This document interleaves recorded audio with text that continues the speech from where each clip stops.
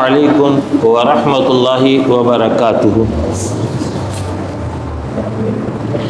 ان الحمد للہ نحمده ونستعینه ونستغفره ونؤمن به ونتوکل علیہ ونعوذ باللہ من شرور انفسنا ومن سیئات اعمالنا من يهده الله فلا مضل له ومن يضلل فلا هادی له واشهد ان لا الہ الا اللہ وحدہ لا شریک له واشهد ان محمدا عبده ورسوله اما بعد اعوذ باللہ من الشیطان الرجیم بسم اللہ الرحمن الرحیم لقد من اللہ علی المؤمنین اذ بعث فیہم رسولا من انفسہم یتلو علیہم آیاتہ ویزکیہم ویعلمہم الکتاب والحکمہ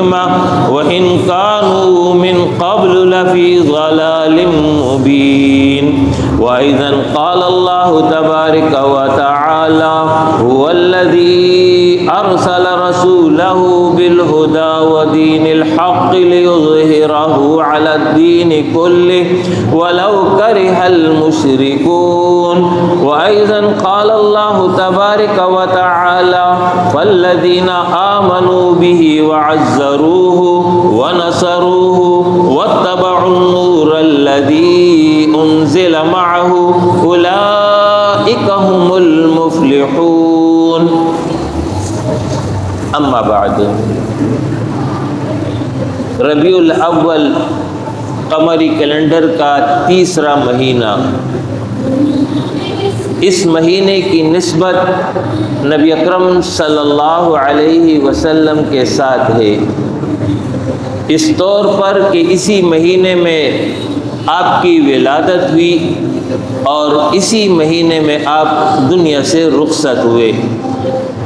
ہر سال جب یہ مہینہ آتا ہے اہل ایمان اپنے محبوب، محسن، مربی، پیغمبر نبی اکرم صلی اللہ علیہ وسلم کے ساتھ اپنی محبت، عقیدت کا اظہار کرتے ہیں، اپنے ایمان کو جلا اور تازگی بخشتے ہیں۔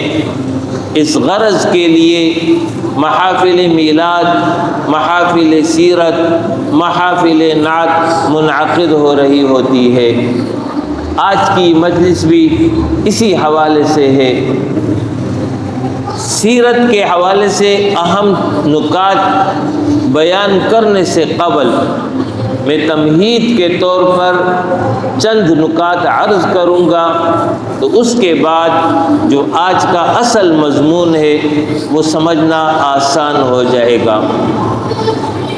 اللہ رب العالمین نے یہ عظیم الشان کائنات بنائی اور اس کائنات میں انسان کو ایک خاص مقام دیا، اسے اشرف المخلوقات کا درجہ دیا، کائنات کی اشیاء کو اس کی خدمت پہ لگا دیا۔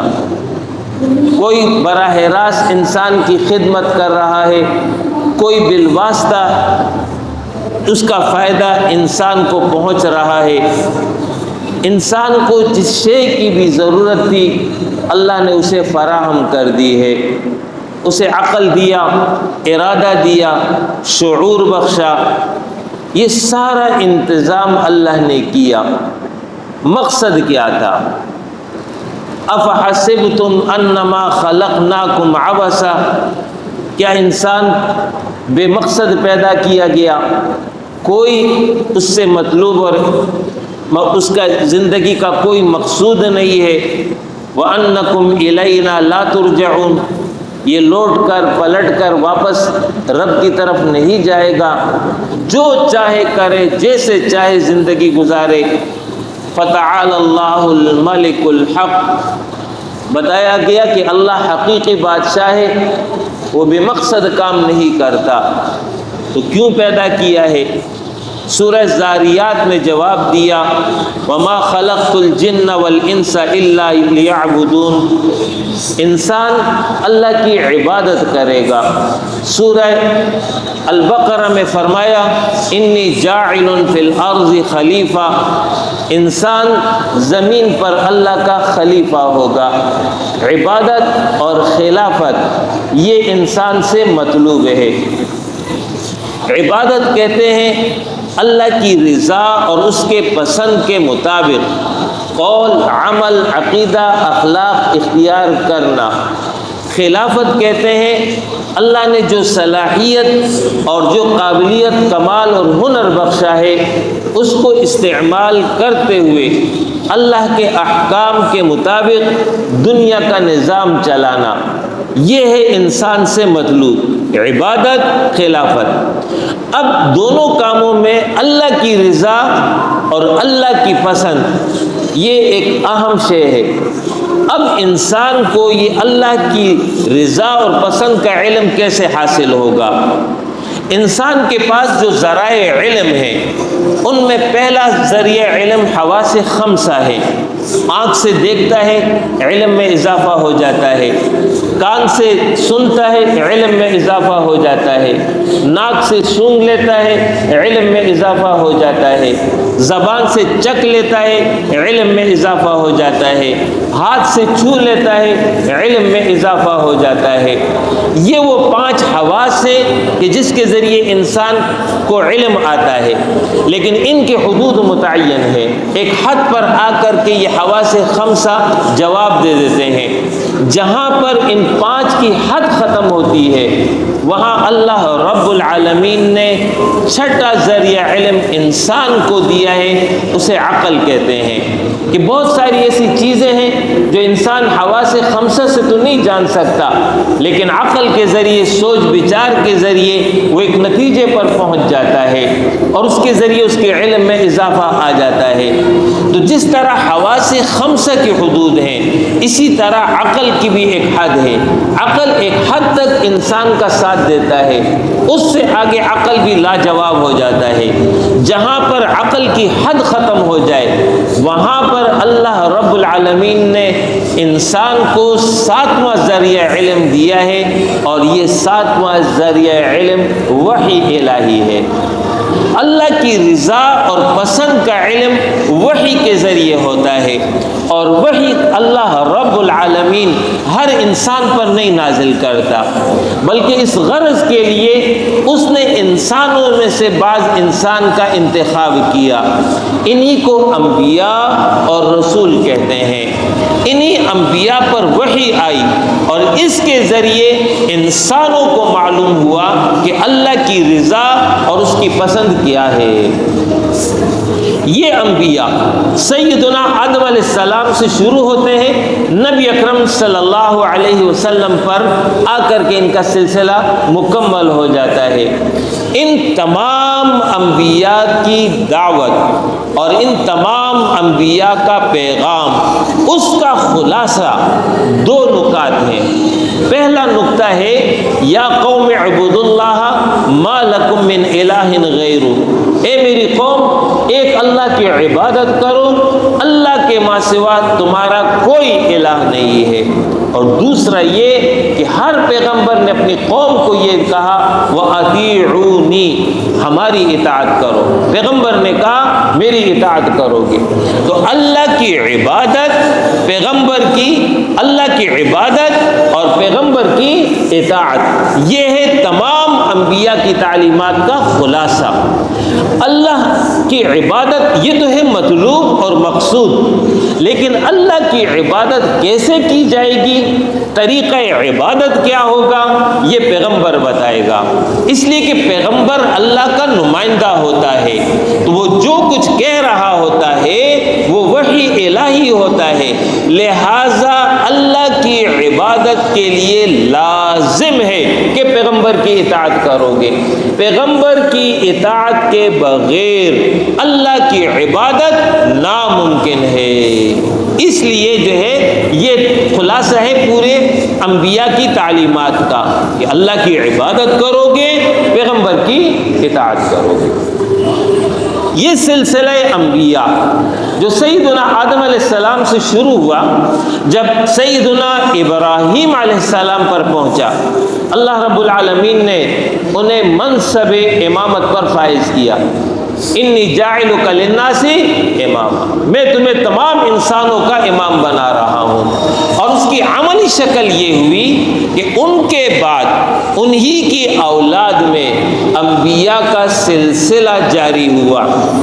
لہذا ان کے دو معروف بیٹے ہیں، سیدنا اسماعیل، سیدنا اسحاق علیہ السلام۔ سیدنا اسماعیل علیہ السلام مکہ میں مقیم ہو گئے اور سیدنا اسحاق شام فلسطین میں اپنے والد کے ساتھ قیام پذیر ہو گئے۔ ان کی تیسری نسل ہے بنو قطورہ کے نام سے، یہ ان کی تیسری نسل چلتی ہے، جو کہ اصحاب مدین کہلاتے، سیدنا شعیب علیہ السلام جن کی طرف آئے تھے، جو سیدنا موسیٰ علیہ السلام کے سسر تھے، یہ بھی انہی کی نسل میں سے ہے، لیکن معروف یہ دو بیٹے ہیں۔ سیدنا اسحاق علیہ السلام کے صاحبزادے ہیں یعقوب علیہ السلام، یہ بھی پیغمبر ہیں۔ یعقوب علیہ السلام کا لقب عبرانی زبان میں اسرائیل ہے۔ اسرائیل کا معنی عبداللہ یا صفی اللہ، یعنی اللہ کا بندہ یا اللہ کا چنیدہ پسندیدہ۔ یعقوب علیہ السلام کے 12 بیٹے ہیں۔ سیدنا یوسف علیہ السلام اس میں پیغمبر ہیں، اور ان کے سگے بھائی ہیں بنیامین۔ 10 سپیلے بھائی ہیں، 10 اور 2 12۔ ان 12 افراد سے جو نسل چلی ہے اسی کو بنی اسرائیل کہتے ہیں۔ اسرائیل یعقوب کا لقب ہے، یہ 12 بیٹے ہیں، اس سے نسل چلی، اس کو کہتے ہیں بنی اسرائیل، یعنی اولاد اسرائیل۔ اللہ کا فیصلہ یہ ہوا کہ اب انبیاء کا جو سلسلہ ابراہیم تک پہنچا، اب ابراہیم کی نسل میں چلے گا، تو ابراہیم کی نسل ایک یعقوب علیہ السلام کی طرف ہے اور ایک اسماعیل علیہ السلام۔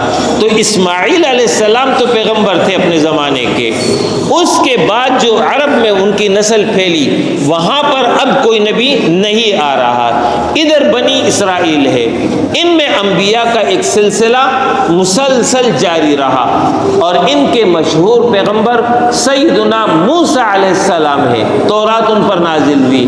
اسی طریقے سے داؤد علیہ السلام، سلیمان علیہ السلام، ایوب علیہ السلام، زکریا علیہ السلام، یحییٰ علیہ السلام، ایک تسلسل ہے جو انبیاء کا چلا آیا، تا آ کے قوم بنی اسرائیل کا آخری پیغمبر آ گیا سیدنا عیسیٰ علیہ السلام، جن پر انجیل نازل ہوئی۔ سیدنا عیسیٰ علیہ السلام نے اپنی مدت زندگی جو دنیا میں اس وقت تک مقرر تھی مکمل کی، اللہ نے انہیں زندہ آسمان کی طرف اٹھا لیا۔ اب وہ قرب قیامت میں نشانی کے طور پر نازل ہوں گے۔ جب سیدنا عیسیٰ علیہ السلام چلے گئے دنیا سے، اب کوئی پیغمبر نہیں ہے زمین پر، اللہ کا فیصلہ یہ ہوا کہ وہ کام جو انبیاء سر انجام دے رہے تھے، اب یہ کام ایک قوم انجام دے گی۔ گویا کہ منصب امامت پر پہلے پیغمبر ہوتا تھا، اب منصب امامت پر ایک امت اور ایک قوم ہوگی۔ قوم بنی اسرائیل کو اللہ رب العالمین نے اس کام کے لیے چن لیا۔ تورات ان کے پاس تھی، انجیل ان کے پاس تھی، انبیاء کی صحف اور تعلیمات ان کے پاس تھی، ان کو یہ حکم دیا خود عمل کرو، لوگوں کو اس کی جانب بلاؤ گے۔ ادھر سیدنا اسماعیل علیہ السلام جو مکہ میں تھے، وہ دنیا سے جب چلے گئے تو اس کے بعد تقریباً 2000 سال گزر جاتے ہیں۔ ان 2000 سال میں کوئی دوسرا نبی نہیں آیا۔ ادھر عیسیٰ علیہ السلام دنیا سے چلے گئے، اس کے بعد تقریباً 600 سال گزر گئے، اب کوئی نبی نہیں ہے۔ یہ وہ منظر ہے، اس منظر کا نتیجہ یہ نکلا کہ قوم بنی اسرائیل جو ذمہ دار تھی کتاب اللہ کی، عمل کرتے اور عمل کراتے، انہوں نے جو ہے کتاب الہی کو پس پش ڈال دیا، من گڑت فلسفے، عقائد، نظریات اختیار کر لیے، نتیجتاً گمراہ ہو گئے۔ جب یہ بھی گمراہ ہو گئے تو باقی لوگوں کے لیے بھی گمراہی کا سبب بن گئے۔ اسی کے نتیجے میں عیسائیت اور اور یہودیت پیدا ہو گئی۔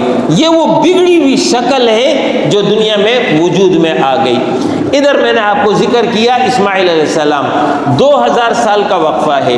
یہاں پر وقت گزرنے کے ساتھ ساتھ، جب اسماعیل علیہ السلام دنیا سے چلے گئے تو اس کے بعد وقت گزرنے کے ساتھ ساتھ قوم عرب ان تعلیمات کو بلانا شروع کر دیا، چھوڑنا شروع کر دیا۔ صرف چند رسوم اور چند اعمال رہ گئے۔ اس میں حج تھا، اس میں 12 مہینوں میں سے 4 مہینے کی حرمت تھی، اس میں 10 محرم کا روزہ تھا، اسی نوعیت کے 3-4 کام تھے۔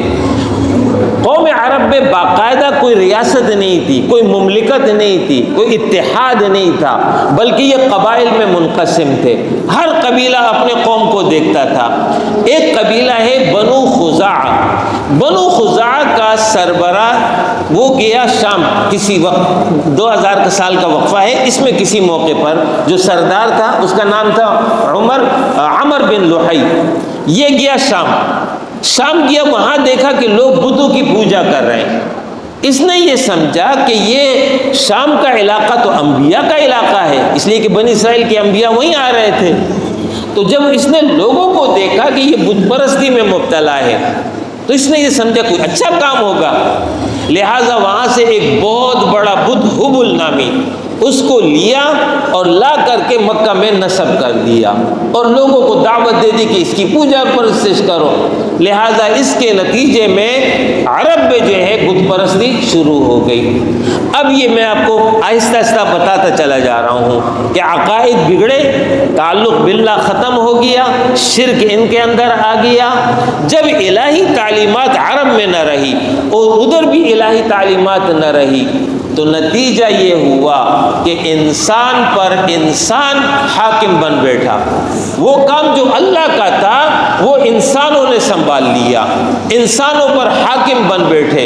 صورت یہ بنی کہ زور آور قبیلہ کمزور کو دبانے لگا، اس کے حقوق غصب کر لیے۔ زور آور سردار کمزور طبقات کو اس نے دبا لیا، عورت کے حقوق غصب ہو گئے، یتیم کے حقوق غصب ہو گئے، اسی طریقے سے غلاموں کے حقوق غصب ہو گئے۔ ایک ظلم کا نظام تھا جو عرب معاشرے میں رائج ہو گیا۔ گناہ اور معصیت ان کے درمیان کوئی عیب نہیں رہا، چوری، ڈاکہ، قتل، زنا یہ ایک عام سی بات ہو گئی تھی۔ نوبت اس حد تک پہنچ گئی کہ برہنہ ہو کر، ننگے ہو کر کے بیت اللہ کا طواف کرنا اسے عبادت اور تقوی کی علامت سمجھا جاتا تھا۔ مرکز توحید خانہ کعبہ جس کو سیدنا ابراہیم علیہ السلام نے اثر نو آباد کیا تھا، وہ ابراہیم علیہ السلام جنہوں نے اپنے دست مبارک سے بتوں کو توڑا تھا اور یہ بیت اللہ تعمیر کیا تھا، اسی بیت اللہ میں اسی قوم عرب نے 360 بت لا کر کے انہی کی پوجا اور پرستش شروع کر دی، اور اس قدر ذلت کا یہ شکار ہو گئی کہ اپنے جیسے مخلوق یا اپنے سے کم تر مخلوق کے سامنے جھک گئی اور اس سے مرادیں اور اس سے اپنے مطلوب جو ہے مانگنے لگ گئی۔ یہ ہے قوم عرب کا حال۔ ادھر جو ہے وہ قوم بنی اسرائیل وہ گمراہ ہے۔ ان دو کے علاوہ اس زمانے میں 2 بڑی طاقتیں تھیں، ایران میں کسرا، روم میں قیصر۔ انہوں نے اپنی خدائی بنائی ہوئی تھی، انہوں نے اپنا ایک نظام بنایا ہوا تھا۔ یہ وہ پورا منظر ہے۔ 600 سال کا عرصہ گزر گیا سیدنا عیسیٰ علیہ السلام کو دنیا سے اٹھائے جانے کے بعد۔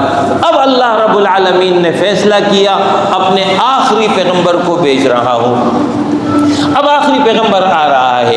یہ جو آخری پیغمبر آ رہا ہے یہ قوم بنی اسرائیل میں سے نہیں آیا بلکہ بنی اسماعیل میں سے آ گیا۔ سیدنا اسماعیل کی اولاد میں سے اب آخری پیغمبر محمد الرسول اللہ صلی اللہ علیہ وسلم کی آمد ہو رہی ہے۔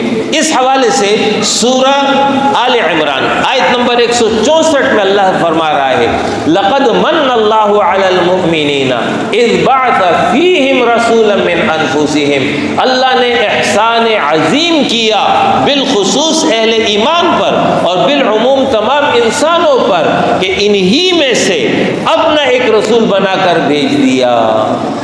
وَإِن كَانُوا مِن قَبْلُ لَفِي ضَلَالٍ مُبِينٍ۔ آیت کے آخر میں اللہ فرما رہا ہے یقیناً اس پیغمبر کی آمد سے قبل انسان کلی گمراہی میں مبتلا تھا۔ تو تفصیل میں نے آپ کو بتا دی، لہذا اب آخری پیغمبر آ رہا ہے۔ آخری پیغمبر کی پیدائش مکہ میں عام الفیل، جس سال ہاتھیوں والا واقعہ ہوا تھا، ابرہہ کا لشکر جو غرق ہو گیا تھا، اس سال کو عام الفیل کہتے ہیں، اس لیے کہ وہ تاریخی واقعہ تھا، لہٰذا اسی سے لوگ اپنا حساب کتاب رکھتے تھے۔ جیسے آج ہم کہتے ہیں نا 9/11 سے پہلے کی دنیا، 9/11 کے بعد کی دنیا، اسی طرح اس زمانے میں عام الفیل سے پہلے اور عام الفیل کے بعد، تو ایک تاریخی واقعہ تھا، اس سے حساب کتاب رکھتے تھے۔ تو عام الفیل میں اسی سال نبی صلی اللہ علیہ وسلم کی پیدائش ہوئی۔ 2 سال آپ حلیمہ سعدیہ کے پاس رہے جو آپ کی رضاعی والدہ ہیں، انہوں نے آپ کو دودھ پلایا۔ وہ بیان کرتی کہ جب میں مکہ آئی بچہ لینے کے لیے، میری جو سواری تھی وہ انتہائی کمزور تھی، لیکن جب میں نے اس بچے کو حاصل کیا اور روانہ ہوئی، وہی سواری تیز ہو گئی، اسی میں طاقت آ گئی۔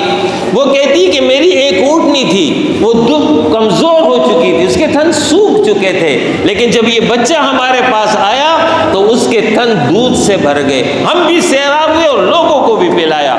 بیان کرتی کہ میری بکریاں تھی، وہ چراگاہ جاتی تو چراگاہ میں فصل نہیں ہوتی تھی، بھوک کے ساتھ واپس آ جاتی تھی، لیکن جب نبی صلی اللہ علیہ وسلم ہمارے پاس آئے تو میری چراگاہ سرسبز ہو گئی، ہماری بکریاں سیر ہو کر واپس لوٹتی تھی، خوب ہم بھی دودھ اس کا استعمال کرتے تھے، لوگوں کو بھی پلاتے تھے۔ یہ وہ مشاہدات تھے جو حلیمہ سعدیہ نے دیکھے۔ جب 2 سال رضاعت کی مدت پوری ہوئی تو حلیمہ سعدیہ نے ان کی والدہ آمنہ ان کو جو ہے نبی صلی اللہ علیہ وسلم واپس کر دیا۔ پھر ان سے گزارش کی کہ وہ جو برکات میں نے دیکھے ہیں، لہٰذا میری خواہش یہ ہے کہ یہ میرے پاس مزید رہے۔ تو ان کی والدہ نے دے دی کہ ٹھیک ہے تمہارے پاس رہے۔ 2 سال مزید اس طرح گزر گئے، 4 سال کا عرصہ گزر گیا۔ 4 سال کی عمر میں نبی صلی اللہ علیہ وسلم بچوں کے ہمراہ کھیل رہے تھے، اچانک جو ہے ایک شخص ان کے سامنے نمودار ہوا، انہوں نے پکڑا، سینہ ان کا چیر دیا اور اندر سے جو ہے دل نکال کر کے اس کے ساتھ ایک نالی تھی کالے رنگ کی، اس کو الگ کر دیا، اور اس شخص نے یہ کہا کہ یہ شیطان کا حصہ تھا جو میں نے الگ کر دیا، اور آب زمزم سے دھو کر دوبارہ سینے میں رکھ کر سینہ ملا دیا۔ بچے یہ منظر دیکھ رہے تھے، گھبرا گئے، وہ جا کر کے حلیمہ کو انہوں نے اطلاع دے دی۔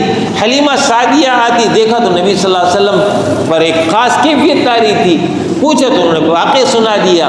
تو پھر اس کے بعد حلیمہ سعدیہ نے ان کو ان کی والدہ کے ہاں واپس پہنچا دیا۔ 2 سال مزید گزر گئے، پھر والدہ کا انتقال ہو گیا۔ اس کے بعد مزید 2 سال گزرے تو دادا عبد المطلب ان کا انتقال ہو گیا۔ اس کے بعد آپ کی سرپرستی آپ کے بڑے چچا ابو طالب نے شروع کی۔ ابو طالب بنو ہاشم خاندان، قریش بڑا خاندان ہے اور اس میں ایک ذیلی شاخ ہے بنو ہاشم، اس کے وہ سربراہ تھے، لہٰذا وہ آپ کی پرورش کر رہے تھے۔ اس کے بعد جوانی کا مرحلہ آتا ہے۔ جوانی میں آپ کے کوئی خاص معمولات نہیں تھے، لیکن آپ گناہ معصیت کے تمام کاموں سے الگ رہتے تھے۔ کبھی جھوٹ نہیں بولا، کبھی شراب نہیں پی، کبھی بت پرستی نہیں کی۔ جوانی کی عمر میں مکہ کے لوگوں کی بکریاں چرائی اور اس کے عوض جو کچھ مل جاتا تھا اس پر اپنا گزارا کرتے تھے۔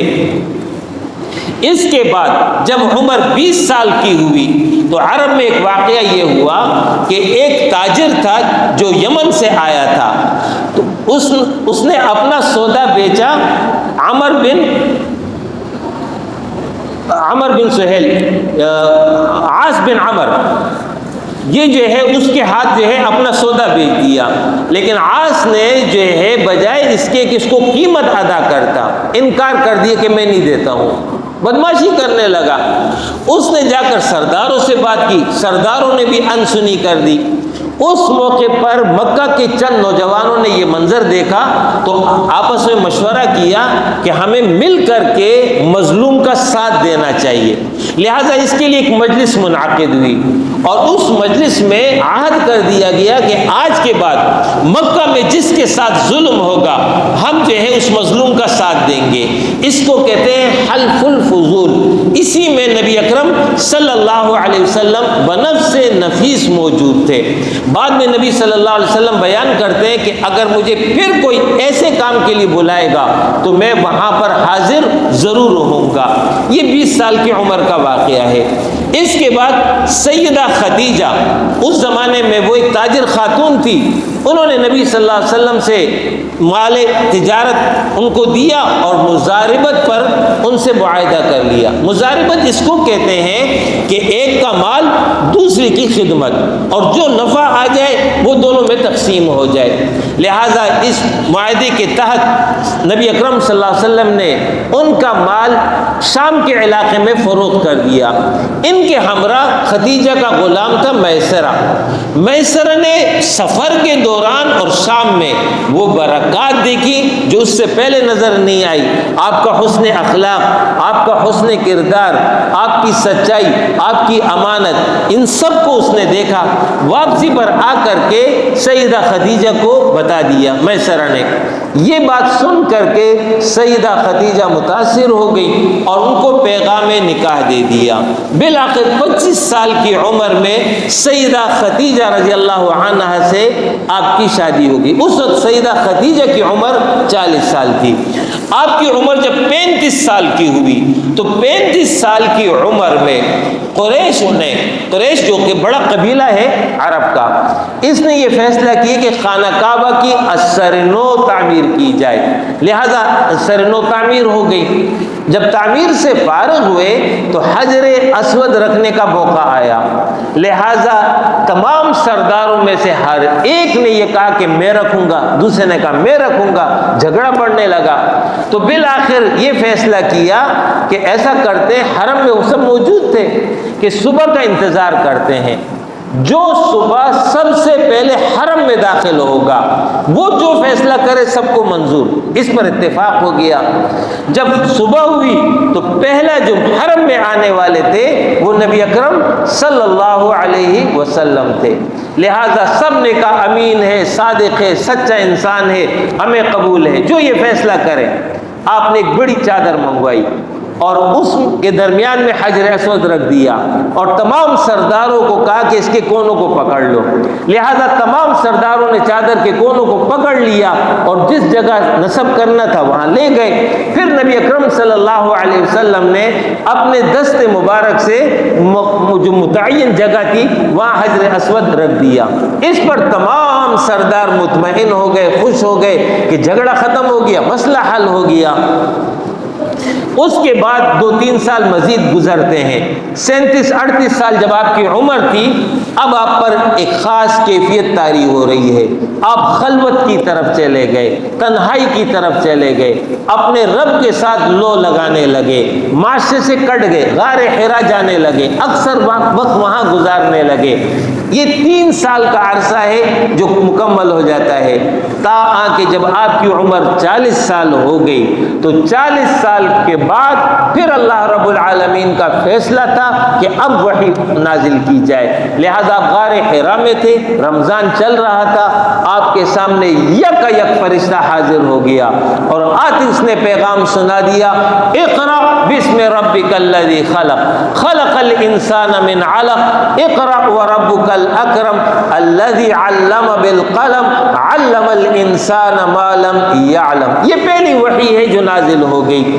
اس وحی میں بہت سارے نکات ہیں، 2 اہم نکات وہ میں واضح کر دیتا ہوں۔ پہلا یہ کہ اللہ نے اپنا تعارف کرا دیا، اقرأ بسم ربک، اللہ تمہارا رب ہے۔ رب عربی میں پروردگار کو کہتے ہیں، پالنے والے کو۔ اللہ فرما رہا ہے میں تمہیں پال رہا ہوں. دوسرا معنی رب کا مالک. تیسرا معنی رب کا حاکم. یعنی اللہ فرما رہا ہے میں ہی تمہارا مالک ہوں, میں ہی تمہارا حاکم ہوں. اور انسان کو بتایا کہ اے انسان اپنی حقیقت پہچان. خلق الانسان من علق, انسان گوشت کے ایک لوتھڑے سے پیدا کیا گیا, لہذا تکبر, غرور, فخر اس کے لیے روا ہی نہیں ہے. عاجزی, انکساری اس کے ساتھ لازم ہے. یہ وہ پہلی وحی تھی جو آپ پر نازل ہوئی. آپ فوراً گھر تشریف لاتے ہیں, سیدہ خدیجہ رضی اللہ عنہا کو پورا واقعہ سنایا اور پھر فرمایا خشیت علی نفسی, اے خدیجہ مجھے اپنی جان کا خطرہ ہے. اس موقع پر سیدہ خدیجہ رضی اللہ عنہا نے وہ عظیم الشان کلمات ادا کیے جو مبنی بر حق بھی تھے اور آپ کے لیے حوصلہ اور ڈھارس کا ذریعہ بن گئے. حضرت سیدہ خدیجہ بیان کرتی ہیں کاللہ, خدا ہرگز نہیں, واللہ اللہ کی قسم, ما یخزیک اللہ ابدا, اللہ کبھی آپ کو رسوا نہیں کرے گا. آپ صلہ رحمی کرتے ہیں, آپ غریبوں کے لیے کماتے ہیں, بے کسوں کا بوجھ اٹھاتے ہیں, آپ جو ہے مہمان نواز ہیں, مشکل وقت میں حق کا ساتھ دیتے ہیں. ایسی شخصیت کو اللہ کبھی ضائع نہیں کرے گا. حوصلہ دیا, ہمت باندھی. اس کے بعد وحی رکی ہوئی ہے, چند دن گزرے. آپ اسی پہاڑی سلسلے میں کسی مقام سے گزر رہے تھے مکہ کے, اچانک آواز سنتی ہے. افق, آواز سنی, افق کی جانب دیکھا, وہی فرشتہ جو غار حرا میں آیا تھا اصلی شکل میں افق پر جہاں سے سورج نکلتا ہے وہاں پر وہ موجود تھا. اس کے 600 پر, 2 پروں نے مشرق مغرب کو ڈھانپ رکھا تھا. آپ نے وہ منظر دیکھا, آپ پر ایک طبعی خوف لاحق ہوا. فوراً گھر تشریف لاتے ہیں, زملونی دثرونی, چادر کمبل اڑا دو. چادر لے کر لیٹے ہی تھے, وہی فرشتہ آپ کے سرہانے آ موجود ہوا, اب شکل بدل کر. اب دوسری وحی آ رہی ہے. یہ وہ وحی ہے جس کے ذریعے آپ کو آپ کا مشن دیا جا رہا ہے. یا ایھا المدثر قم فانذر وربک فکبر, اے چادر کمبل اوڑھنے والے کھڑے ہو جاؤ. لیٹنے کا وقت نہیں, گوشت نشینی کا وقت نہیں, میدان عمل میں اترنے کا وقت آ گیا. فانذر, لوگوں کو خبردار کر دو. جس قسم کی زندگی انہوں نے اختیار کی ہے اس کے نتیجے میں ہلاکت, بربادی ہے. وَرَبَّكَ فَكَبِّرْ, اور اپنے رب کی کبریائی بیان کر. یہ جو زمین پر مختلف خدا بن بیٹھے ہیں, کہیں ابو جہل, کہیں عتبہ, کہیں شیبہ, کہیں ولید, کہیں قیصر, کہیں مقوقس, ان میں سے ایک بھی حق نہیں رکھتا ہے کہ وہ اپنی خدائی قائم کرے. بڑائی ایک اللہ کی ہے. قم فانذر وربک فکبر, اللہ کی بڑائی بیان کرو. یہ ہے وہ مشن جو آپ کے سپرد ہوا.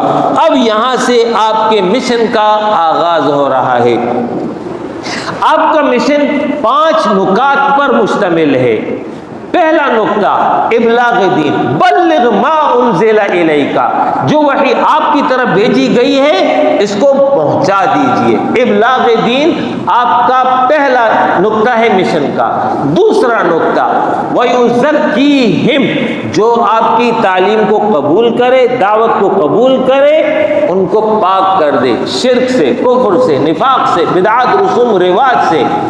تیسرا وَيُعَلِّمُهُمُ الْكِتَابَ وَالْحِكْمَةَ, اپنے ان متبعین کو قرآن کی اور سنت کے مطابق تعلیم دے دیں. چوتھا اظہار دین, لِيُظْهِرَهُ عَلَى الدِّينِ كُلِّهِ, اس دین کو تمام ادیان پر غالب کر دیں. علمی میدان میں بھی اور عملی میدان میں بھی.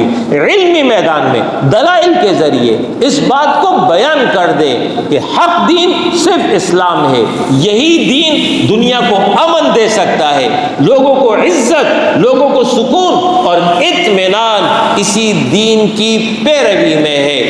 اور لوگوں کو یہ پیغام دے دے کہ اگر اس دین کو قبول نہیں کرتے ہو اور کسی اور دین پر قائم رہتے ہو, ہاتو برہانکم, پھر اپنی دلیل لے آؤ. دلیل کے میدان میں, مکالمے کے میدان میں بات کر لو. علمی میدان میں کوئی بھی اسلام کا مقابلہ نہیں کر سکا. علمی میدان میں اظہار دین, عملی میدان میں بھی اظہار دین. لوگوں کو بتا دو, عمل کے اعتبار سے کر کے دکھا دو کہ دنیا کو امن، سکون، عزت، راحت صرف اسلام ہی دے سکتا ہے، پریکٹیکل کر کے دکھا دیا۔ اس کو کہتے ہیں عملی میدان میں اظہار دین۔ 4 نکات ہو گئے۔ 5واں نکتہ ان اقیم الدین ولا تتفرقوا فیہ۔ جو دین آپ کو دیا گیا ہے یہ مسجد کے لیے نہیں دیا گیا ہے، یہ مدرسوں کے لیے نہیں دیا گیا ہے، یہ صرف تبرک حاصل کرنے کے لیے نہیں دیا گیا ہے۔ ان اقیم الدین، زندگی کی گاڑی اسی دین کے مطابق بناؤ گے۔ آپ کی انفرادی زندگی، آپ کی گھر کی زندگی، آپ کے بازار کی زندگی، آپ کی اجتماعی زندگی قانون الہی کے مطابق ہونی چاہیے۔ حکومت الہیہ آپ کے پورے بدن پر ہو، حکومت الہیہ آپ کے گھر پر ہو، حکومت الہیہ آپ کے بازار میں ہو، حکومت الہیہ زندگی کے پورے نظام پر ہو۔ اس کو کہتے ہیں اقامت دین۔ یہ وہ 5 نکات تھے آپ کے مشن کے۔ اس کو لے کر آپ نے اپنی دعوت کا آغاز کیا۔ پہلے مرحلے پر گھر کے لوگ مسلمان، دوسرے مرحلے پر خاندان کے لوگوں کو دعوت، تیسرے مرحلے پر اعلان عام کر دیا، تمام قریش کو جمع کیا، اپنے بارے میں پوچھا میرے بارے میں کیا کہتے ہو؟ سب نے کہا امین صادق ہے۔ آپ نے فرمایا جب اتنی بات ہے تو اب سنو، موت کے بعد عذاب ہے، جہنم ہے، اللہ کا غضب ہے، اگر تم شرک پر قائم رہے لہٰذا اللہ کی طرف پلٹو، رجوع اللہ اختیار کرو۔ ایک کلمہ دے رہا ہوں، اس کو قبول کر لو، تملک العرب، تم جو ہے عرب کے مالک بن جاؤ گے، تو دین العجم، عجم تمہارے تابع ہو جائیں گی۔ وہ کلمہ کیا ہے؟ لا الہ الا اللہ۔ اس کلمے کو قبول کر لو۔ ابو جہل موجود تھا، ابو جہل کے کان کھڑے ہو گئے، وہ فوراً سمجھ گیا کہ لا الہ الا اللہ کا مطلب کیا ہے۔ یہ کوئی پیر صاحب کا وظیفہ نہیں تھا، یہ کوئی دم درود نہیں تھا، بہت بڑا اعلان تھا، اور اس اعلان کا آغاز ہی بغاوت سے ہے۔ لا الہ، کوئی الہ نہیں ہے، کوئی بالادست نہیں ہے، کوئی طاقتور نہیں ہے، کسی کی طاعت نہیں ہے، کسی کی بندگی نہیں ہے، کسی کی سپرمیسی نہیں ہے، الا اللہ، مگر ایک اللہ کی ہے۔ وہ سمجھ گیا، اس نے انکار کر دیا، اس نے کہا کہ یہ کلمہ قبول نہیں ہے، 10 کلمے اور دے دو وہ قبول ہو جائیں گے، یہ کلمہ قبول نہیں ہے۔ نبی صلی اللہ علیہ وسلم نے فرمایا میرا یہی پیغام اور یہی دعوت۔ اس کے بعد پورے عرب میں جو ہے اب خبر نشر ہونا شروع ہو گئی کہ محمد صلی اللہ علیہ وسلم کیا پیغام لے کر آئے ہیں۔ لوگ متوجہ ہونا شروع ہوئے، ادھر قرآن اتر رہا ہے، ادھر پیغمبر بیان کر رہے ہیں، لوگ جو ہے متوجہ ہو رہے ہیں۔ سرداران مکہ پریشان ہو گئے، ابو طالب کے پاس پہنچتے ہیں، بھتیجے کو سمجھاؤ ہمارے خدا کو برا کہہ رہا ہے۔ انہوں نے کہا میں بلا لیتا ہوں، آمنے سامنے بات ہو جائے گی۔ نبی صلی اللہ علیہ وسلم آ گئے۔ اب سرداروں نے کہا بھتیجے کیا بات ہے، کوئی آسیب ہے، کوئی جن ہے، ہمیں بتا دو، اچانک تم میں کیا تبدیلی آ گئی ہے، یہ کیا بات تم نے شروع کر دی ہے، اور اگر بیمار ہو بتا دو علاج کرا دے، اگر تم مالدار بننا چاہتے ہو تو ساری دولت مکے کی قدموں میں رکھ دیتے ہیں، اور اگر سردار بننا چاہتے ہو تو ہم آپ کو بالاتفاق مکہ کا سردار ماننے کے لیے تیار ہیں۔ اس نقطے کو یاد رکھیے گا، تمام کہہ رہے ہیں، ابو جہل، عتبہ، شیبہ، ولید سب کہہ رہے ہیں محمد صلی اللہ علیہ وسلم ہم آپ کو اپنا سردار بنا لیتے ہیں، ہم آپ کو اپنا سرکار بنا لیتے ہیں، ہم آپ کو اپنا آقا بنا لیتے ہیں، شرط کیا ہے؟ کلمہ چھوڑ دو، اور اگر کسی حسین عورت سے نکاح کا ارادہ ہے ہم آپ کی خدمت میں حسین ترین عورت نکاح کے لیے پیش کر دیتے ہیں، کلمے سے باز آ جاؤ۔ آپ صلی اللہ علیہ وسلم نے ان کی بات بڑے تحمل سے سنی، اور اس کے بعد جو جواب دیا ہے وہ اس کا خلاصہ یہ ہے کہ جن چیزوں کا تم نے ذکر کیا یہ تمہارے دائرے اختیار سے تعلق رکھتی ہیں. اگر سورج و چاند بھی لا کر میرے دائیں بائیں ہاتھ پہ رکھ دو میں رکنے والا نہیں ہوں, باز آنے والا نہیں ہوں. یا تو یہ کلمہ غالب ہوگا یا میری جان جائے گی, تیسرا کوئی آپشن ہی نہیں ہے. کچھ دن گزر گئے, پھر سردار آئے, بھتیجے ایسا کرتے ہیں مل جل کر رہتے ہیں, 1 سال آپ کے طریقے پر 1 سال ہمارے طریقے پر, کوئی مسئلہ ہی نہیں, کوئی ٹینشن نہیں. عیسائیت قبول, یہودیت قبول, مجوسیت قبول, سکھ قبول, قادیانیت قبول, اسلام بھی قبول. قرآن آ گیا, قرآن نے پیغام دے دیا, یا ایھا الکافرون لا اعبد ما تعبدون, نہ تمہارے طریقے پر میں ہوں نہ تم میرے طریقے پر ہو. لکم دینکم ولی دین, تمہارے لیے تمہارا دین, میرے لیے میرا دین. حق اور باطل میں کوئی کمپرومائز نہیں ہو سکتا ہے. حق آیا اس لیے ہے کہ وہ غالب رہے گا, باطل نے مٹنا ہے, لہٰذا یہ پیشکش مسترد ہو گئی. اب اس کے بعد سردار سمجھ گئے کہ یہ دعوت رکنے والی نہیں ہے, لہٰذا پروپیگنڈا شروع کر دیا.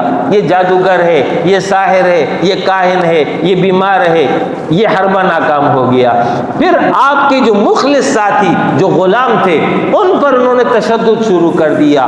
آل یاسر, بلال حبشی, خباب بن ارد, ان پر ظلم شروع کر دیا.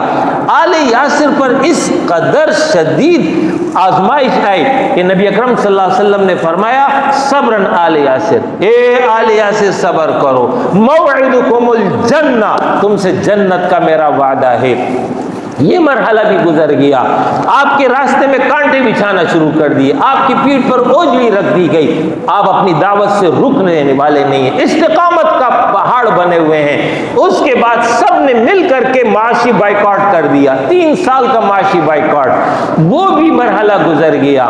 تاں کہ نبوت کے 10ویں سال ابو طالب کا انتقال ہو گیا, سیدہ خدیجہ کا انتقال ہو گیا. عام الحزن آپ نے اس کو قرار دیا, اس لیے کہ 2 ہستیاں تھی جو آپ کے لیے مضبوط سہارا تھی. اس کے بعد آپ طائف چلے گئے, طائف والوں نے انکار کر دیا, پتھروں سے زخمی کر دیا. سیدنا جبریل عذاب کے فرشتوں سمیت آ گئے. محبوب آپ حکم کریں, ابھی جو ہے میرے ساتھ یہ عذاب کے فرشتے موجود ہیں, طائف کے جو جوانب میں جو پہاڑ ہیں ان کو ملا دیتا ہوں, ہلاک ہو جائیں گے. نبی صلی اللہ علیہ وسلم نے فرمایا کہ نہیں جبریل نہیں, یہ لوگ نہیں جانتے ہیں, یہ مجھے نہیں پہچانتے ہیں, یہ لوگ ایمان نہیں لاتے, ان کی آنے والی نسلیں ایمان لے آئیں گی. وہاں سے واپس آ جاتے ہیں. زمین تنگ ہو رہی ہے, چاروں طرف گٹا ٹوپ اندھیرا ہے, بظاہر کہیں پر بھی امید کی کرن نہیں ہے. اللہ رب العالمین نے سفر معراج کرا دیا. محبوب اگر دنیا والوں نے زمین تنگ کر دی ہے, آسمان تمہارے لیے کھلا ہوا ہے. حوصلہ دیا, ہمت باندھی, استقامت کا راستہ انہیں دکھا دیا. وہاں سے واپس ہو گئے. پھر اس کے بعد نبوت کا 11واں سال ہے. آپ دعوت کی غرض سے مینا کے مقام پر موجود تھے. اسی مقام پر یثرب کے علاقے سے چند افراد آئے تھے جو بعد میں مدینہ قرار پاتا ہے. آپ نے دعوت پیش کی, انہوں نے قبول کر لی. وہ 5-6 افراد تھے, وعدہ کر لیا اگلے سال اسی مقام پر پھر ملاقات ہوگی. اگلے سال 12 افراد آئے, انہوں نے اسلام قبول کر لیا اور آپ کے ہاتھ پر بیعت کر لی کہ ہم آپ کے ساتھ ہیں. تیسرا سال گزرا, تیسرے سال یہ پھر آ گئے. نبوت کا 13واں سال ہے اور ان کے ساتھ ملاقات کا یہ تیسرا سال ہے. اب 73 افراد, 2 خواتین, ان سب نے اسلام قبول کر لیا اور آپ کو اپنے علاقے میں آنے کی دعوت دے دی. اس طرح یہ 13 سال کا عرصہ ہے دور مکی اپنے اختتام کو پہنچ رہا ہے. اس 13 سال کے عرصے میں 86 صورتیں نازل ہوئی ہیں. 250 کے لگ بھگ افراد اسلام قبول کر چکے ہیں. ان 86 صورتوں میں توحید, رسالت, آخرت, عقائد, اسی طریقے سے اخلاقیات کی تعلیم ہے, انبیاء کی تعلیم ہے, سابقہ اقوام کے حالات کا ذکر ہے. اجتماعی زندگی سے متعلق کوئی حکم دور مکی میں نہیں دیا گیا. اب 13 سال کمپلیٹ ہو رہے ہیں. اب سرداران مکہ نے باہم مشورہ کیا کہ کیا کیا جائے. بالآخر انہوں نے فیصلہ کر لیا کہ مل کر کے نبی صلی اللہ علیہ وسلم کو شہید کر دیتے ہیں، قتل کر دیتے ہیں۔ یہ بنو ہاشم خاندان ہر ایک سے تو لڑ نہیں سکتا ہے، دیت پہ راضی ہو جائے گا، خون بہا رقم دے دیں گے، مسئلہ ختم ہو جائے گا۔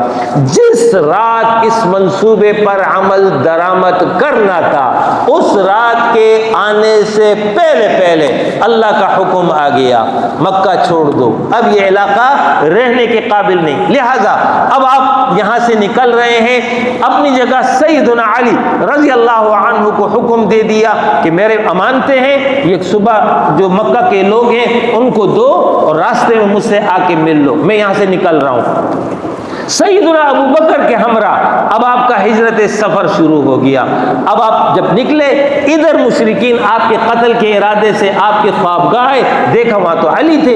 علی سے پوچھا پیغمبر کدھر ہے؟ مجھے تو نہیں معلوم، چلے گئے وہ تو، میرے کو تو امانتیں دی ہیں، میں حوالے کر کے صبح نکل جاؤں گا۔ اب ہر کارے دوڑے، نبی صلی اللہ علیہ وسلم کو تلاش کرو، کہاں پر ہے؟ اعلان کر دیا جو بھی محمد صلی اللہ علیہ وسلم کو ڈھونڈ کر کے لائے گا 100 اونٹ اس سے ملیں گے۔ اس زمانے میں ایک اونٹ آج کے لینڈ کروزر گاڑی کی طرح ہے، 100 اونٹ ملیں گے۔ لہٰذا اس لالچ میں لوگ باہر نکلے، محمد صلی اللہ علیہ وسلم کو تلاش کرتے ہیں۔ اسی چکر میں سراقہ بن مالک، یہ ایک شخص ہے، آپ صلی اللہ علیہ وسلم کی تلاش میں آپ کے قریب آ چکا تھا۔ ابو بکر صدیق رضی اللہ عنہ نے دیکھا کہ سراقہ آ رہا ہے، نبی صلی اللہ علیہ وسلم نے فرمایا آنے دو، یہ ہم تک نہیں پہنچ پائے گا۔ سراقہ آگے بڑھنے لگا، زمین میں اس کا گھوڑا دھس گیا۔ جب گھوڑا دھس گیا وہ فوراً سمجھ گیا، اس نے کہا محمد صلی اللہ علیہ وسلم آپ سچے انسان ہیں، میں تو 100 اونٹوں کے چکر میں آیا تھا۔ نبی صلی اللہ علیہ وسلم نے فرمایا سراقہ تم 100 اونٹوں کے چکر میں مجھے پکڑنے آئے ہو، میں تمہارے دونوں ہاتھوں میں کسرا کے کنگن دیکھ رہا ہوں۔ کسرا اس زمانے کا بادشاہ جس کے ہاتھ میں سونے کے کنگن تھے۔ سراقہ نے کہا کہ حضرت آپ کی بات 100% درست ہے، لیکن مجھے پروانہ لکھ کر دے دیں تاکہ جب یہ موقع آئے بطور سند میں اس کو پیش کر سکوں۔ نبی صلی اللہ علیہ وسلم نے ابو بکر کو حکم دیا کہ اس کو پروانہ لکھ کر دے دو، یہ دے دیا۔ وہاں سے سراقہ واپس آپ غار سور پہنچ گئے، غار سور میں داخل ہو گئے۔ ادھر کھوجی جو ہے وہ ڈھونڈتے ڈھونڈتے ڈھونڈتے مشرکین کے ساتھ آپ کے اس غار کے دہانے پہنچ گیا۔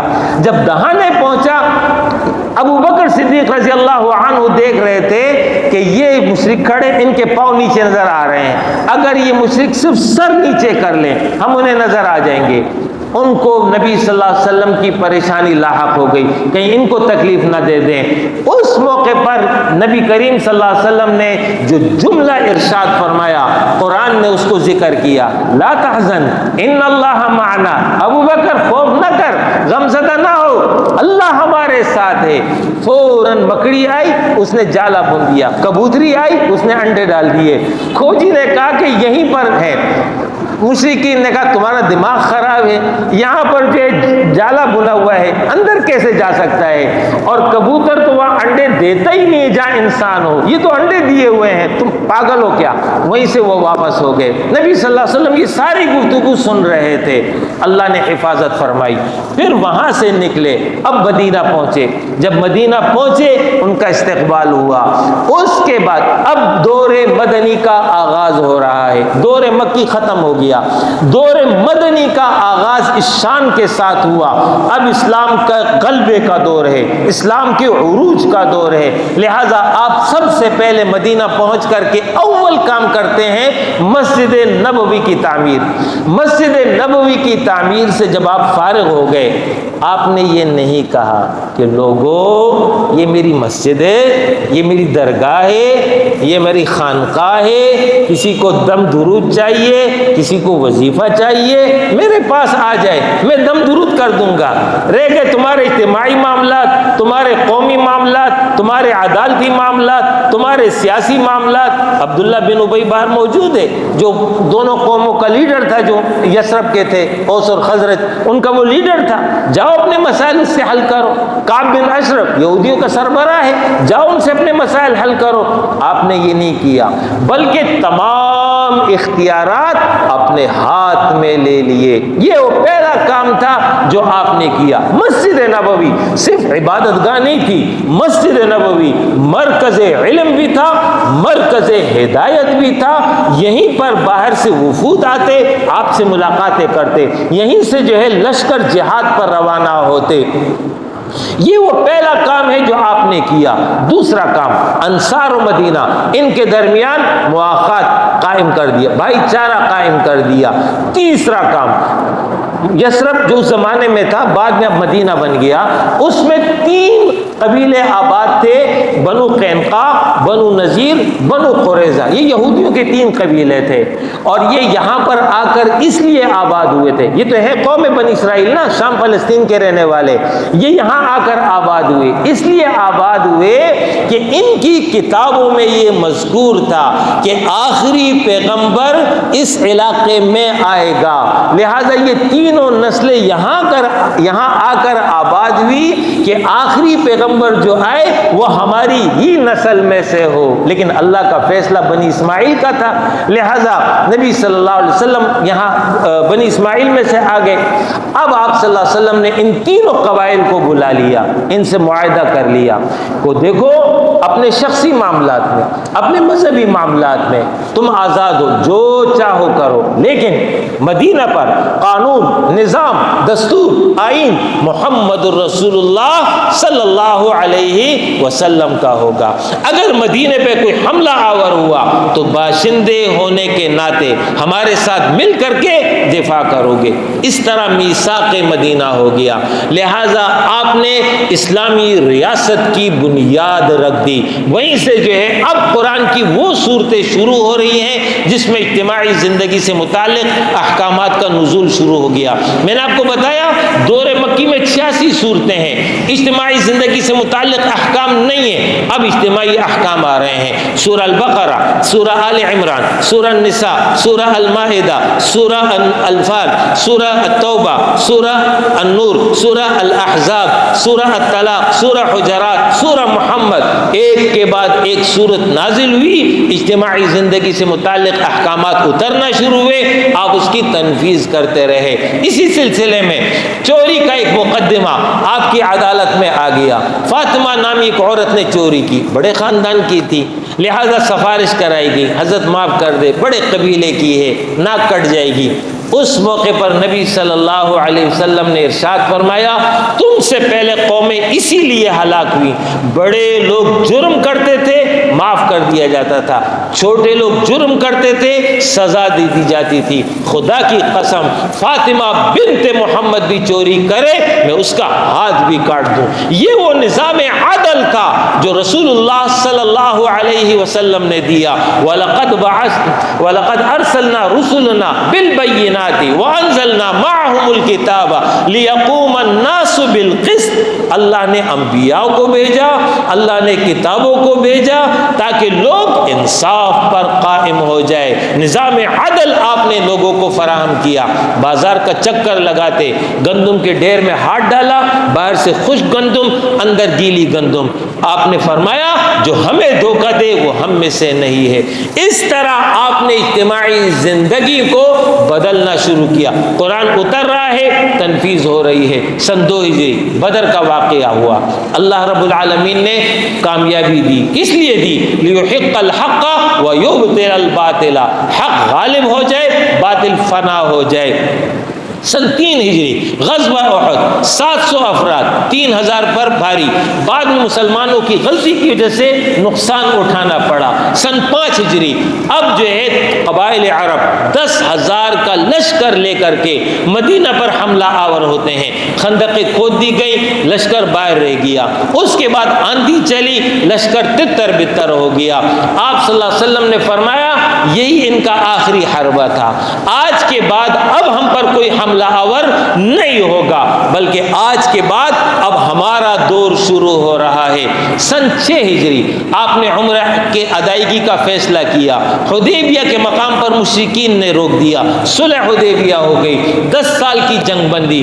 اب جب امن کا دور آ گیا، اب نبی صلی اللہ علیہ وسلم نے اپنے صحابہ کو سفیر بنا کر دنیا کے بڑے بڑے حکمرانوں کی طرف بھیج دیا اس پیغام کے ساتھ، اللہ الہ الا اللہ و انی رسول اللہ اسلم تسلم، اللہ کے ماں سوا کوئی الہ نہیں ہے، میں اللہ کی طرف سے رسول بنا کر بھیجا گیا ہوں، اسلام قبول کر لو بچ جاؤ گے۔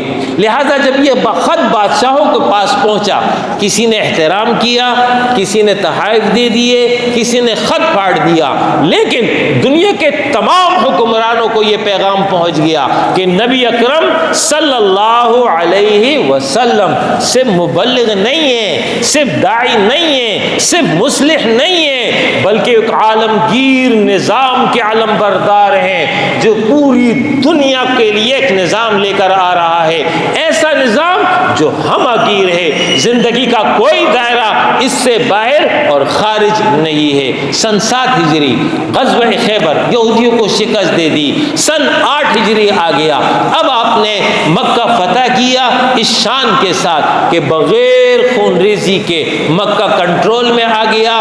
اب وہ لوگ جنہوں نے 21 سال آپ کے ساتھ دشمنی کی، 13 سال دور مکی، 8 سال یہ دور مدنی، کل 21 سال آپ کے آگے سر نگو کھڑے تھے۔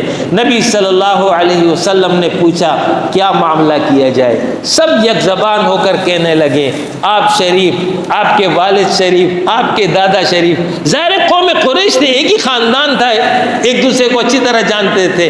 نبی صلی اللہ علیہ وسلم نے فرمایا لا تثریب علیکم اليوم وانتم طلقاء، تم پر کوئی الزام نہیں ہے، جاؤ میں نے تم سب کو آزاد کر دیا۔ فاتح اس کو کہتے ہیں جو دلوں کو جیت لے۔ ابو سفیان جو 21 سال آپ کا مخالف رہا، اب کلمہ قبول کر رہا ہے، نبی صلی اللہ علیہ وسلم نے اعلان فرما دیا ابو سفیان کے گھر میں جو پناہ لے گا اسے پناہ دے دی جائے، عزت دی، احترام دیا۔ اب وہ جانی دشمن جنہوں نے آپ کو پریشان کیا، جس نے آپ کے صحابہ کو شہید کیا، جو آپ کے لیے رکاوٹ بنے ہوئے تھے، ایک ایک آ رہا ہے، کلمہ قبول کر رہا ہے، آپ اس کی کلمے کو قبول کر رہے ہیں۔ وحشی یہ وہ شخص ہے جس نے سیدنا حمزہ رضی اللہ عنہ کو شہید کیا تھا۔ سیدنا حمزہ رضی اللہ عنہ آپ کے چچا بھی تھے اور آپ کے دودھ شریک بھائی بھی تھے، آپ کے ہم عمر تھے۔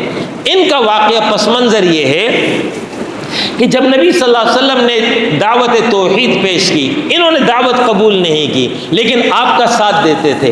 ایک موقع پر ابو جہل نے نبی صلی اللہ علیہ وسلم کو تکلیف پہنچائی، اس کی خبر سیدنا حمزہ کو ہو گئی۔ سیدنا حمزہ سیدھا گیا اور ابو جہل کی پٹائی کر دی، پٹائی کر کر کے ادھر نبی صلی اللہ علیہ وسلم کے پاس آ گیا، بھتیجے خوش ہو جا، تیرا بدلہ لے لیا۔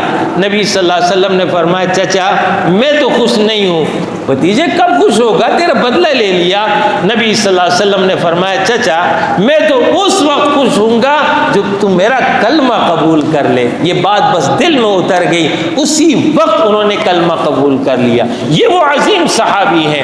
اس کے بعد دوسرے عظیم صحابی سیدنا عمر فاروق رضی اللہ عنہ، ان کے 3 دن کے بعد انہوں نے اسلام قبول کیا تھا، اور پھر اس کے بعد وہ دنیا نے منظر دیکھا کہ نبی اکرم صلی اللہ علیہ وسلم پہلی مرتبہ حرم میں با جماعت نماز ادائیگی کے لیے تشریف لا رہے ہیں، دائیں طرف سیدنا عمر، بائیں طرف سیدنا امیر حمزہ آپ کے ہمراہ، کسی کی جرت نہیں ہوئی کہ آپ کا راستہ روک سکے۔ یہ وہ امیر حمزہ تھے، آپ صلی اللہ علیہ وسلم ان کی شہادت پر بہت غمگین تھے۔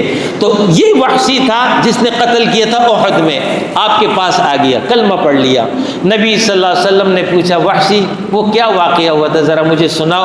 اب وحشی نے پورا واقعہ سنایا، ادھر نبی صلی اللہ علیہ وسلم کے آنکھوں سے آنسو جاری تھے اور یہ پورا واقعہ سن رہے تھے۔ اس کے بعد نبی صلی اللہ علیہ وسلم نے فرمایا وحشی تم نے بہت بڑا نقصان میرا کیا ہے، لیکن میں نے تمہیں معاف کر دیا، تمہارا کلمہ قبول ہے، میری مجلس میں آؤ۔ اپنی مجلس میں آنے سے نہیں روکتا، لیکن میری مجلس میں میرے سامنے مت بیٹھو، اس لیے کہ تمہیں دیکھتا ہوں چچا یاد آ جاتے ہیں، بے ساختہ آنکھوں سے آنسو جاری ہو جاتے ہیں، دائیں بائیں بیٹھو، سامنے مت بیٹھنا۔ اکرمہ بن ابی جہل، ابو جہل کا بیٹا، جس کے بارے میں نبی صلی اللہ علیہ وسلم نے فرمایا فرعون هذه الامہ، اس امت کا فرعون ابو جہل ہے۔ یہ اکرمہ فتح مکہ کے بعد مکہ سے فرار ہو گیا، جدہ پہنچا، کشتی میں سوار ہو گیا، کشتی آگے جا کر طوفان میں پھنس گئی۔ اب جو کشتی میں مشرک سوار تھے وہ اللہ کو پکارنے لگے۔ اکرمہ نے کہا اللہ کو کیوں پکارتے ہو؟ لات منات عزا یہ جتنے ہمارے خدا ہیں ان کو پکارو نا۔ نے کہا نہیں، یہاں ایک اللہ کی چلتی، اللہ کے علاوہ کوئی نہیں سنتا۔ اس نے کہا یہی بات تو محمد صلی اللہ علیہ وسلم 21 سال سے کر رہے تھے۔ انہوں نے کہا تم کچھ بھی کہہ دو لیکن یہاں اللہ کے ماں سوا کوئی بھی مدد نہیں کر سکتا۔ انہوں نے کہا عجیب بات ہے۔ دل میں ارادہ کر لیا کہ اگر میں بچ گیا اس طوفان سے، میں نے تو کلمہ قبول کر لینا ہے۔ وہ کشتی طوفان سے نکل آئی، ساحل سے ٹکرا گئی، وہاں سے وہ سیدھا مکہ پہنچے۔ مکہ پہنچ کر کے نبی صلی اللہ علیہ وسلم کی خدمت میں حاضر ہو گئے، کلمہ قبول کر لیا۔ آپ نے ان کا کلمہ قبول کر لیا۔ حبار بن اسود یہ وہ شخص ہے جس نے نبی صلی اللہ علیہ وسلم کی بڑی صاحبزادی سیدہ زینب کو اس وقت جب وہ ہجرت کر کے مکہ سے جا رہی تھی نیزہ مار کر کے زخمی کیا تھا۔ یہ اپنے کجاوے میں تھی، اونٹ کے زخمی ہو گئی، گر گئی، پیٹ پہ بچہ تھا، بچہ ضائع ہو گیا، یہ زخمی ہو گئی۔ بعد میں اسی زخم کی وجہ سے ان کا انتقال ہو گیا۔ نبی صلی اللہ علیہ وسلم بہت غمگین ہوئے، بڑی صاحبزادی تھی، بہت زیادہ غمگین ہوئے۔ یہی حبار بن اسود فتح مکہ کے بعد آپ کی خدمت میں آ گیا، کلمہ پڑھ لیا، آپ صلی اللہ علیہ وسلم نے اس کو بھی معاف کر دیا۔ یہ وہ آپ کا طرز عمل تھا کہ اپنے جانی دشمنوں کو، اپنے صحابہ کے دشمنوں کو، اپنی اولاد کے دشمنوں کو آپ نے دل سے معاف کیا۔ یہ ہمارے پیغمبر کی تعلیم ہے۔ ہمارا کیا حال ہے؟ دو بھائیوں میں جھگڑا ہو جائے، بھائی بہن میں جھگڑا ہو جائے، چچا بھتیجے میں جھگڑا ہو جائے، بھانجا ماموں میں جھگڑا ہو جائے، بات چیت بند، لین دین ختم، خوشی غم میں ختم، ہم اس کے ہاں نہیں جائیں گے، وہ ہمارے ہاں نہیں آئے گا۔ چھوٹی چھوٹی باتوں کے لیے رشتے ناطے ختم کر دیتے ہیں۔ یہ ہمارے پیغمبر کا طریقہ ہرگز نہیں ہے۔ ہمارے پیغمبر کا طریقہ یہ ہے جو مجھ سے کٹے میں اس سے جڑوں، جو مجھے محروم کرے میں اسے عطا کر دوں۔ فتح مکہ کے بعد غزوہ طائف ہو گیا، غزوہ حنین ہو گیا، سن 9 ہجری آ جاتا ہے۔ اب پورے عرب میں کوئی بھی قوت طاقت ایسی نہیں رہی جو اسلام کے راہ میں رکاوٹ بن سکے۔ لہذا اب لوگوں کو پتہ چل گیا اسلام کا دور آ گیا۔ اب لوگ جوق در جوق آنے لگے، کلمہ قبول کرنے لگے، جس کا ذکر قرآن کی سورت جو آخری سب سے آخری سورت ہے 114 نمبر نزول کے اعتبار سے، اذا جاء نصر اللہ والفتح ورأیت الناس یدخلون فی دین اللہ افواجا، جب آپ دیکھ لیں کہ اللہ کی مدد آ گئی، لوگ جو اسلام قبول کر رہے ہیں، اللہ کی حمد و ثنا بیان کرو، استغفار طلب کرو، بہت زیادہ وہ توبہ قبول کرنے والا ہے۔ اس کے بعد روم کو خطرہ محسوس ہوا کہ عرب میں محمد صلی اللہ علیہ وسلم غالب ہو گئے، اگلا مرحلہ ہم پر ہے، لہذا چڑھائی کرو۔ ادھر نبی صلی اللہ علیہ وسلم کو اطلاع مل گئی، نبی صلی اللہ علیہ وسلم نے صحابہ کو تیار کر دیا، نکلو انفروا خفافا وثقالا، اس سے قبل کہ وہ مدینہ پہنچتے ہیں ہم نے آگے بڑھ کر کے ان کا راستہ روکنا ہے۔ لہذا تبوک جو سرحدی علاقہ ہے عرب کا، وہاں جا کر کے آپ صلی اللہ علیہ وسلم نے پڑاؤ ڈالا، دشمن ڈر گیا، مرعوب ہو گیا، خوف اس پر آ گیا، آگے نہیں آ سکا۔ نبی صلی اللہ علیہ وسلم کی حدیث ہے نصرت بالرعب، اللہ نے میری مدد کی ہے رعب کے ذریعے۔ دشمن 1000 کلومیٹر ہو اور اس کو پتہ چل جائے محمد و اصحابہ، محمد اور اس کے ساتھی آ رہے ہیں، تھر تھر کانپنے لگ جاتا ہے۔ اسد الغابہ یہ صحابہ کا لقب تھا۔ اسد جمع ہے اسد کی، اسد عربی میں شیر کو کہتے ہیں، اس کی جمع آتی ہے اسد۔ الغابہ جنگل کو کہتے ہیں۔ اسد الغابہ صحابہ کا لقب تھا، جنگل کے شیر۔ ایک ہوتا ہے سرکس کا شیر، سرکس کا جو شیر ہوتا ہے وہ دم ہلاتا ہے، دھاڑتا نہیں ہے، پنجے نہیں مارتا، حملہ نہیں کرتا۔ جو جنگل کا شیر ہوتا ہے وہ دبوچ لیتا ہے، وہ حملہ کرتا ہے۔ تو صحابہ کا لقب تھا اسد الغابہ، جنگل کے شیر۔ یہ میرا پیغمبر تھا، یہ میرے صحابہ تھے، آج انہی کی امت ہے۔ 2 ارب 60 اسلامی ممالک، 70% معاشی وسائل، ایٹمی طاقت رکھتے ہیں، ابھی بھی وہ کرتب دکھا رہے ہیں، اوپر نیچے کر رہے ہیں جہازوں کو، لیکن خس و خاشاک کی طرح ہیں۔ دنیا میں ان کا کوئی روب نہیں ہے، کوئی دبدبہ نہیں ہے، کوئی حیثیت نہیں ہے۔ وجہ میں آگے بیان کروں گا۔ ادھر جو ہے غزوہ تبوک میں آپ کو کامیابی حاصل ہو گئی، اس کے بعد حجۃ الوداع، نبوت ہجرت کا 10واں سال، آپ صلی اللہ علیہ وسلم نے اعلان فرما دیا۔ اس سے قبل 4 مہینے ہیں، 4 مہینے میں عرب میں جو بھی مشرک ہے کلمہ قبول کرے، نہیں تو علاقہ چھوڑ دے، نہیں تو قتل کے لیے تیار ہو جائے۔ 4 مہینے گزر گئے، پورا جزیرۃ العرب، صرف سعودی عرب نہیں، پورا جزیرۃ العرب، جہاں جہاں عرب اقوام تھی، ایک بھی مشرک نہیں تھا، سب کے سب کلمہ گو تھے۔ اب آپ حجۃ الوداع فرما رہے ہیں، 1,20,000 اور ایک روایت میں ہے 1,40,000 لگ بھگ صحابہ آپ کے ہمراہ حج ادا فرما رہے تھے۔ کہاں دور مکی جب ختم ہو رہا تھا اس وقت 250 افراد تھے، اور کہاں حجۃ الوداع ہو رہا ہے 1,20,000 صحابہ آپ کے ساتھ موجود ہیں، اور 5 لاکھ نفوس اہل ایمان پورے جزیرۃ العرب میں موجود تھے۔ یہ کیوں؟ یہ اسلامی حکومت کی وجہ سے، یہ اسلامی ریاست کی وجہ سے۔ آپ صلی اللہ علیہ وسلم جب مکہ سے نکل رہے تھے دعا فرمائی تھی، اے میرے رب مجھے جس بستی سے نکال سچائی کے ساتھ نکال، اور جس بستی میں داخل کر سچائی کے ساتھ داخل کر، اور اے اللہ ایک سلطان کو میرا مددگار بنا دے، ایک حکومت، ایک طاقت مجھے دے دے تاکہ میں اس کے بل بوتے پر اپنے اس مشن کی تکمیل کر سکوں۔ لہذا جب یہ مل گیا آپ نے اپنے مشن کو مکمل کر لیا۔ حجۃ الوداع کے موقع پر آپ نے مساوات کی تعلیم دی، انسانی جان، مال، عزت، آبرو کی حرمت کا حکم بیان کیا، عورتوں کے حقوق کے متعلق، سود کے ممانعت کے حوالے سے حکم، باقی تعلیمات عطا فرما دی۔ اس کے بعد آپ نے صحابہ سے پوچھا کیا میں نے اپنی ذمہ داری ادا کر دی جو اللہ نے میرے اوپر ڈالی تھی؟ قم فانذر وربک فکبر لیظہرہ علی الدین کلہ ان اقیموا الدین بلغ ما انزل الیک یزکیہم یعلمہم الکتاب والحکمہ۔ ادا ہو گئی۔ صحابہ یک زبان ہو کر کہتے ہیں ہم گواہی دیتے ہیں آپ نے اپنی ذمہ داری ادا کر دی۔ اس موقع پر نبی اکرم صلی اللہ علیہ وسلم نے اللہ سے دعا کی، اے میرے رب تیرے بندے گواہی دے رہے ہیں، تو بھی گواہ ہو جا میں نے اپنی ذمہ داری ادا کر دی۔ اس موقع پر اب آخری احکامی آیت اتر رہی ہے، آخری صورت پہلے اتری تھی، اب آخری احکامی آیت آ رہی ہے۔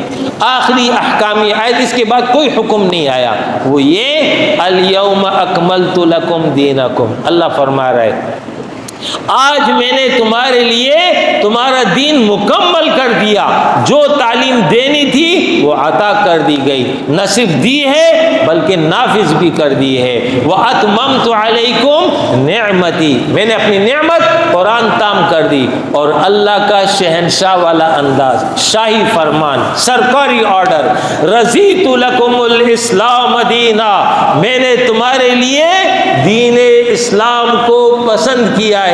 آج کے بعد اس زمین پر محمد الرسول اللہ کا دیا ہوا نظام چلے گا، کوئی اس نظام کو چھوڑ کر کے کوئی اور نظام اختیار کرے گا فَلَن يُقْبَلَ مِنْهُ، ہرگز اسے قبول نہیں کیا جائے گا۔ اس کے بعد آپ نے صحابہ کو حکم دے دیا یہاں تک میرا مشن، اس سے آگے آپ کا مشن۔ کنتم خیر امت اخرجت للناس تأمرون بالمعروف تنہون عن المنکر، نیکی کا حکم دو، برائی سے روکو، دعوت کو آگے پہنچاؤ۔ لہٰذا پھر صحابہ نے اس مشن کو آگے بڑھایا۔ دنیا نے وہ منظر دیکھا، سیدنا عمر فاروق، وہ دور آ گیا، ایران فتح، عراق فتح، مصر فتح، روم فتح، وہی کسریٰ کے کنگن سیدنا عمر فاروق کے دربار میں آ گئے۔ آپ نے سراقہ کو بلا لیا، او سراقہ آ جاؤ، نبی صلی اللہ علیہ وسلم کی پیشن گئی پوری ہو رہی ہے۔ وہ کنگن سراقہ کو پہنا دیے گئے۔ یہ تھا ہمارا عروج کا دور، اور اس کے فوائد ہم نے سمیٹے ہیں 1000 سال تک، خلافت عثمانیہ تک اس کے مزے حاصل کیے۔ پھر کیا ہو گیا؟ پھر اس کے بعد زوال آ گیا، اور زوال کی کوئی حد نہیں ہوتی ہے کہ کسی حد پر آ کر کے وہ زوال رک جائے۔ زوال ایک دفعہ ہو گیا، پھر زوال در زوال، پستی در پستی تسلسل کے ساتھ آج جاری ہے، اور آج کے بعد بھی جاری رہے گی اگر ہم نے اپنی اصلاح نہیں کی۔ لہٰذا انگریزوں کا غلبہ ہوا، ہندوستان چلا گیا، خلافت عثمانیہ ٹوٹ گئی، وہاں سے ہم فارغ ہو گئے، پوری دنیا میں ہمارا شان، روب، دبدبہ، خوف سب کچھ ملیا میٹ ہو گیا۔ وجہ کیا ہے؟ وجہ رسول اللہ صلی اللہ علیہ وسلم نے بیان کی تھی، ترکت فیکم امرین لن تضلوا ما تمسکتم بہما، دو چیزیں چھوڑ کے جا رہا ہوں، کبھی گمراہ نہیں ہوگے، ایک اللہ کی کتاب اور ایک میرا طریقہ، اس پر عمل کرو، کبھی رسوا نہیں ہوگے، کبھی گمراہ نہیں ہوگے۔ آج ہم نے دین کو چھوڑ دیا، آج ہم نے پیغمبر کو چھوڑ دیا، آج ہم قرآن سے لا تعلق ہو گئے، نتیجہ آپ کے سامنے ہے۔ اب یاد کیجئے گا وہ جملہ جو سرداران مکہ نے کہا تھا ابتدا میں، حضرت ہم آپ کو بالاتفاق مکہ کا سردار بنانے کے لیے تیار ہیں، کلمہ چھوڑ دو۔ ٹھیک، آپ نے کیا کہا؟ میں نہیں چھوڑوں گا کلمہ، یہ سرداری مجھے نہیں چاہیے جس کے نتیجے میں کلمہ چھوڑ دوں۔ ٹھیک، اب 1400 سال کے بعد ابھی آپ نعرے سن رہے تھے، مجھے اس نعرے سے کوئی اعتراض نہیں ہے، نعرہ 100% درست ہے، سرکار کی آمد مرحبا، آقا کی آمد مرحبا، میرا سرکار محمد الرسول اللہ، اس میں کوئی دو رائے نہیں ہے، کوئی شک نہیں ہے، یقیناً وہی سردار ہیں۔ لیکن اب میں آپ سے پوچھتا ہوں، جب ہم یہ کہہ رہے ہیں کہ میرا سردار محمد الرسول اللہ، کیا محمد صلی اللہ علیہ وسلم کا نظام ہمارے 6 فٹ بدن پر مکمل موجود ہے؟ کیا محمد صلی اللہ علیہ وسلم کا نظام ہمارے گھر پہ موجود ہے؟ کیا محمد صلی اللہ علیہ وسلم کا نظام آج ہماری مارکیٹوں میں موجود ہے؟ کیا محمد صلی اللہ علیہ وسلم کا نظام آج ہمارے شادی بیاہ جو معاملات ہوتے ہیں اس میں موجود ہے؟ کیا نبی صلی اللہ علیہ وسلم کا نظام آج ہماری عدالتوں میں موجود ہے؟ کیا محمد صلی اللہ علیہ وسلم کا نظام آج ہماری پارلیمنٹ میں موجود ہے، جس کے سرنامے پر لا الہ الا اللہ محمد الرسول اللہ لکھا ہوا ہے؟ آپ تو سر ہلا رہے کہ نہیں موجود۔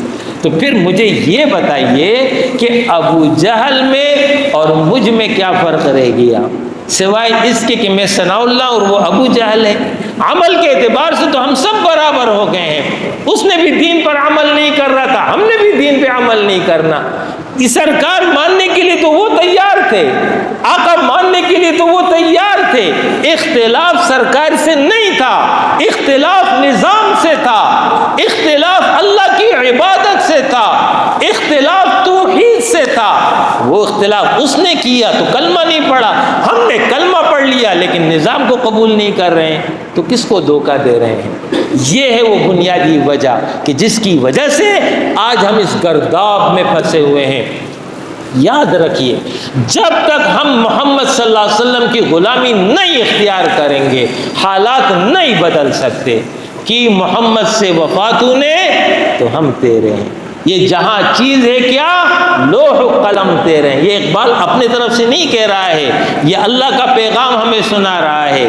اے لوگو، اگر حقیقی معنوں میں محمدی بن گئے، حقیقی معنوں میں پیغمبر کی غلامی اختیار کر لی، تب کہیں جا کر کے اللہ کی مدد آئے گی۔ ان تنصر اللہ ینصرکم، اگر تم اللہ کی مدد کرو گے اللہ تمہاری مدد کرے گا۔ لہٰذا آج جس حالت میں ہم ہیں اس سے نکلنے کا راستہ ہی یہی ہے کہ ہمیں پلٹنا ہوگا، اپنی اصلاح کرنی ہوگی، نبی اکرم صلی اللہ علیہ وسلم کی تمام تعلیمات کو قبول کرنا ہوگا۔ صرف ربیع الاول نہ ہو، صرف رمضان نہ ہو، صرف ذی الحجہ نہ ہو، صرف محرم نہ ہو، بلکہ 12 مہینے 365 دن، وَلَا تَمُوتُنَّ إِلَّا وَأَنْتُمْ مُسْلِمُونَ، کامل عبدیت، مکمل اطاعت، پیغمبر علیہ السلام کی کے ساتھ مکمل وفاداری ہمیں اختیار کرنی ہوگی، اس کے بعد ہی حالات بدلیں گے۔ یہی ربیع الاول کا پیغام تھا۔ اقول قولی ھذا واستغفر اللہ لی ولکم ولسائر المؤمنین وآخر دعوانا ان الحمد للہ رب العالمین۔